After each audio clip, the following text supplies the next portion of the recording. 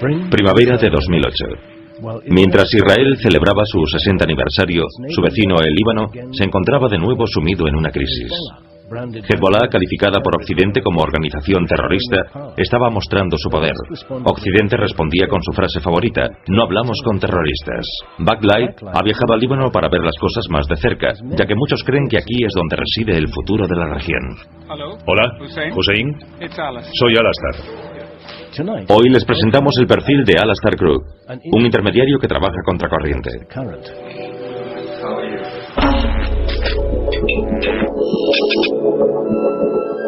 Negociación con los terroristas.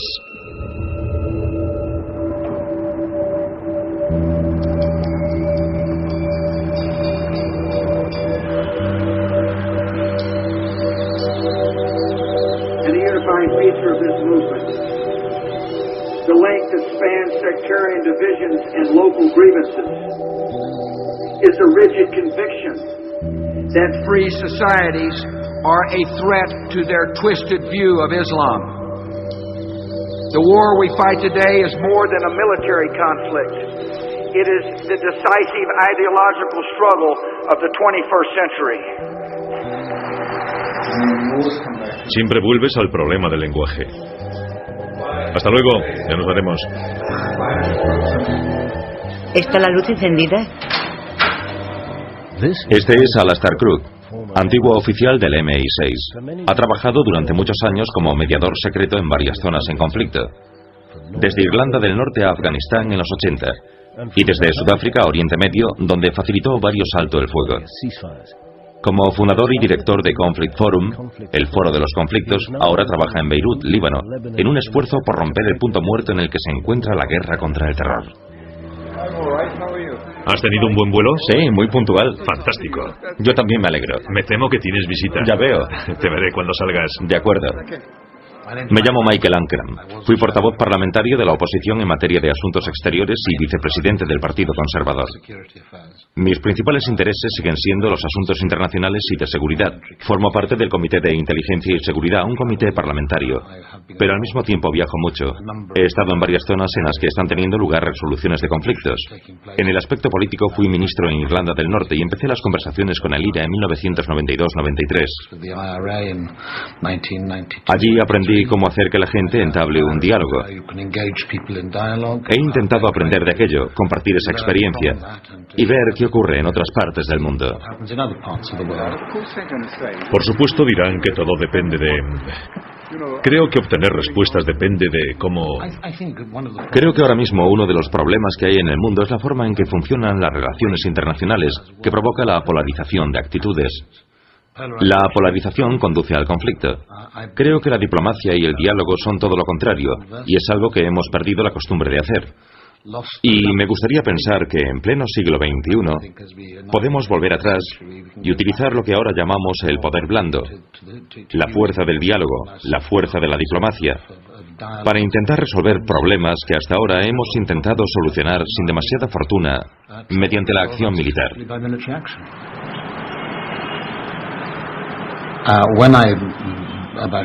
Hace alrededor de año y medio, cuando di un discurso en el Parlamento y hablé sobre la imposibilidad de llegar a un acuerdo en el conflicto entre Israel y Palestina, sin incluir a Hamas y Hezbollah, y cuando empecé a recibir mensajes en los que me preguntaban si me gustaría hablar con ellos, la persona a la que acudí, porque sabía que podría facilitar aquello, fue Al-Astar. Y desde entonces trabajamos juntos en esto. Él ha hecho posible que yo pueda entrar en el diálogo.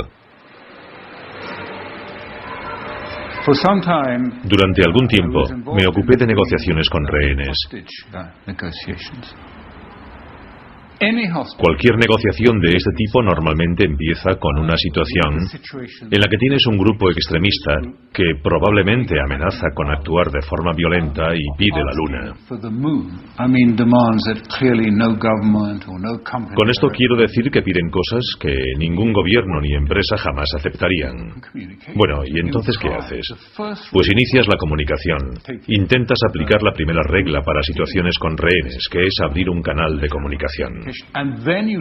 Luego intentas mantener abierto ese canal de comunicación a toda costa. ¿Por qué? Porque sería fácil satanizarlos y decir, son extremistas, son violentos. ¿Por qué lo hacemos? Porque durante ese proceso inicial de la comunicación, los entiendes mejor. Y ellos también te entienden más a ti y entienden mejor cuáles son las posibilidades reales.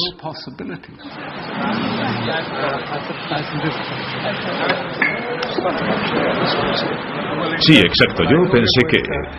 Yo pensé, anda, tienes razón. Fue en abril del 2003, creo. Quizá del 2002. Yo vivo en las afueras de Washington y recibí una llamada de Yasser Arafat. Llevaba muchos años trabajando con el señor Arafat y me pidió que fuese a Belén para ayudar a una persona que él conocía allí a resolver el asedio a la Basílica de la Natividad. Y dije que lo haría. Así que volé hasta Jerusalén y fui a Belén, que estaba asediada.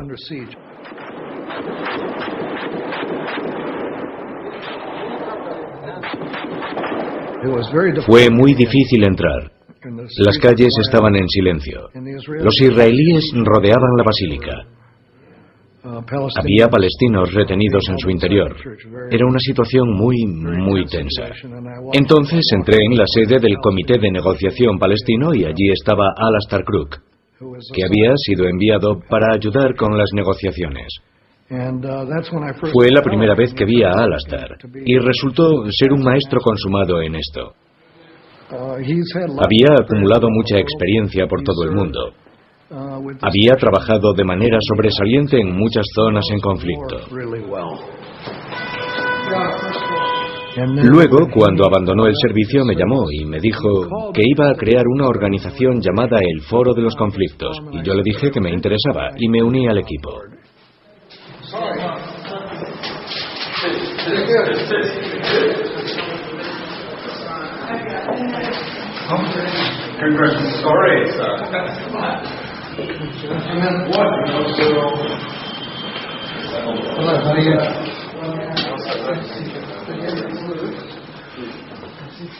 Cuando era ministro en Irlanda del Norte, los estados hablaban entre ellos.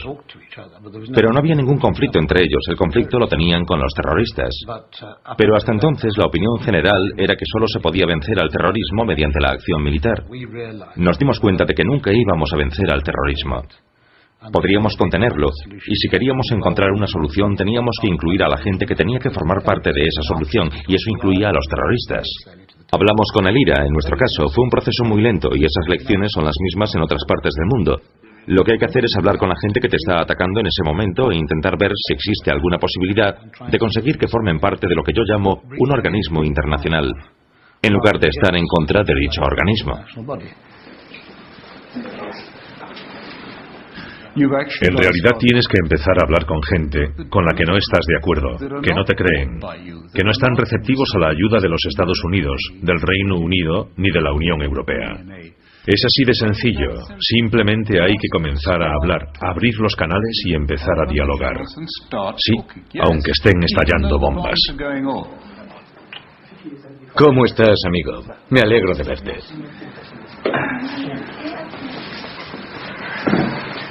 أهلا وسهلا في الأحوال أهلا وسهلا مرة.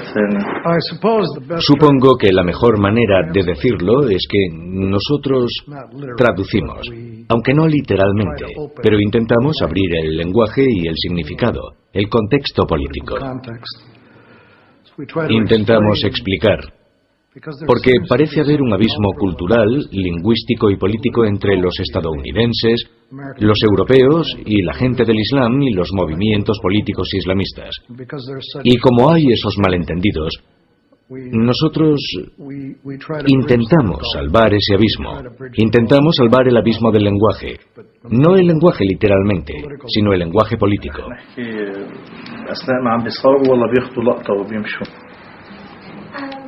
¿Hablaremos mientras graban o harán unas tomas y se marcharán?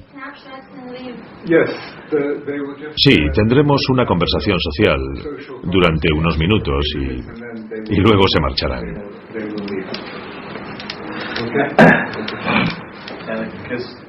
Cuando hay prensa en la sala, normalmente hablamos del tiempo.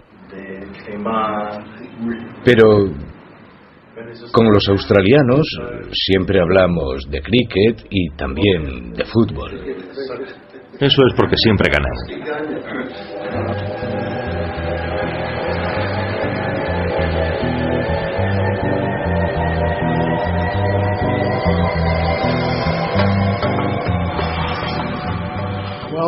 Bienvenidos a donde quiera que estemos, en el norte de Londres, a nuestro modesto programa del Foro de los Conflictos.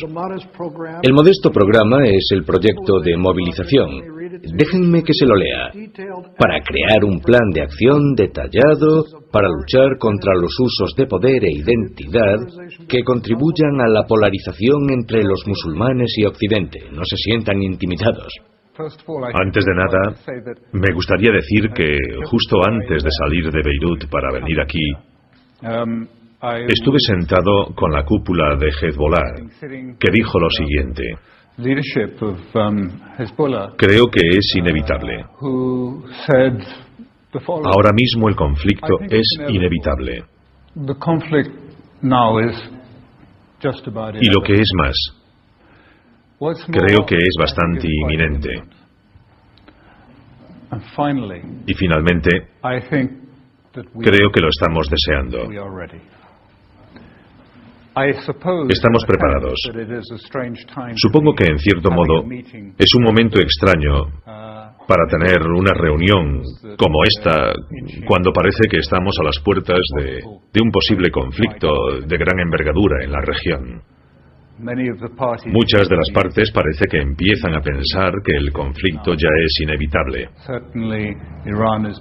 Hezbollah así lo cree. Israel se está preparando. Y los Estados Unidos, al menos parte de ellos, tienen la vista puesta en Siria y quizá en el Líbano. Y por supuesto, en Irán. Y menciono esto para hacer hincapié en lo que estoy diciendo. ¿Por qué estamos teniendo esta reunión? Me gustaría subrayar, antes de nada, que el Foro de los Conflictos no es una organización ni un movimiento para resolver conflictos. No es una organización de paz. No intentamos solucionar conflictos en el sentido de creer que uno siempre debe intentar actuar para detenerlos. He pasado la mayor parte de mi vida, unos 30 años más o menos, inmerso en conflictos de una u otra índole, y nunca he creído que se pueda hacer eso. No tiene sentido. Aunque Mark pueda sentarse durante una hora con Dick Cheney, al final Dick Cheney no se va a levantar y decirle: muchas gracias, Mark, gracias por tu opinión. Ahora entiendo mejor la situación. Simplemente le dirá: gracias y adiós. Espero no volver a verte. No se trata tanto de la razón. Estamos lidiando con una situación en la que existe una lucha de poder. También es básicamente una situación en la que no se está utilizando el lenguaje. Una situación en la que cada vez se abusa más del lenguaje y no se utiliza como medio de comunicación. No se utiliza para facilitar el entendimiento, sino como una herramienta de poder para destruir la identidad islamista, para ridiculizarla, para sugerir que es primitiva, atrasada, para hacerla poco atractiva para todo el mundo, intentando destruirla y clasificarla de la manera más negativa. En Occidente tenemos una costumbre en los medios de comunicación. Dicen: y ahora en las noticias de Jim Lehrer les presentamos el conflicto israelí-palestino. Y para hablar sobre el conflicto palestino, representando el punto de vista israelí, tenemos el ministro de Interior de Israel, Yair no sé qué, y representando el punto de vista palestino, el profesor Leibovitz, de la Universidad de Harvard. Como si los palestinos o los musulmanes no fuesen capaces de hablar por sí mismos. Los estadounidenses creen que la gente tiene derecho a expresarse. Si no dejas de recordar que la gente tiene derecho a hablar, entonces hay que escucharlos. La práctica fundacional del Foro de los Conflictos es escuchar. La gente tiene derecho a hablar y nosotros tenemos la obligación de escucharlos. Los estadounidenses dirán, vale, pero ¿por qué no escuchamos a esa gente? Lo que quiero decir es que tenemos una obligación, ya que los que estamos en esta sala tenemos contactos con los medios. Tenemos la obligación de insistirles a los reporteros y decirles, escuchen, aquí tienen sus números de teléfono, llámenlos, sáquenlos en directo. Y lo segundo que me digo a mí mismo, y que creo que es muy importante, es que cuando hablo con un grupo como este, o cuando hablo con gente en los Estados Unidos que dicen, ¿qué vamos a hacer? ¿Cómo vamos a luchar con esto? Estamos metidos en esta guerra, no vamos a ningún sitio, no vamos a conseguir que la gente cambie de opinión.